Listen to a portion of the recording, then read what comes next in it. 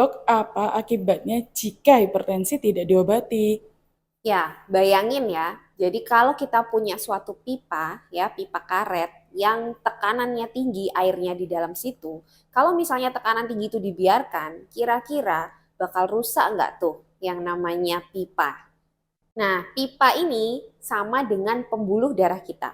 Jadi kalau ada tekanan yang tinggi di dalam aliran darah, itu pembuluh darah itu bisa lama-lama rusak. Nah, kita tahu kan pembuluh darah itu tugasnya memberikan aliran darah yang membawa nutrisi, membawa oksigen ke banyak organ tubuh kita. Jadi kalau hipertensi itu dibiarkan, berarti organ-organ penting kita itu bisa rusak karena pembuluh darah yang membawa nutrisi dan oksigen ke organ-organ tadi juga rusak. Ada 5 target organ utama yang bisa rusak karena hipertensi yang tidak diobati.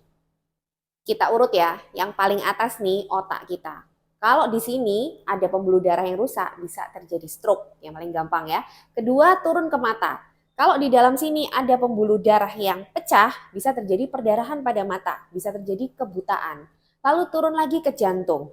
Di situ kalau terjadi kerusakan pembuluh darah akan bisa terjadi serangan jantung atau gagal jantung karena jantung ini harus memompa melawan tekanan darah yang sangat tinggi. Lalu turun lagi ke ginjal kita. Di ginjal, pembuluh-pembuluh darah yang ke ginjal itu juga bisa rusak dan menyebabkan gagal ginjal. Lalu yang terakhir adalah pembuluh-pembuluh darah di tangan dan kaki. Nah, kalau di sini yang rusak itu bisa terjadi penyakit-penyakit yang menyebabkan kaki itu luka, tidak sembuh-sembuh dan hingga menjurus ke amputasi. Jadi berapa dok target tekanan darah yang aman? Tujuan pengobatan dari hipertensi itu adalah menurunkan tekanan darah hingga mencapai target tekanan darah yang tidak akan merusak organ-organ tadi. Nah, targetnya itu untuk tekanan darah yang atas nih, yang namanya tekanan darah sistolik, itu di bawah 140 mm air raksa, sedangkan yang bawah tekanan darah diastolik itu di bawah 90 mm air raksa.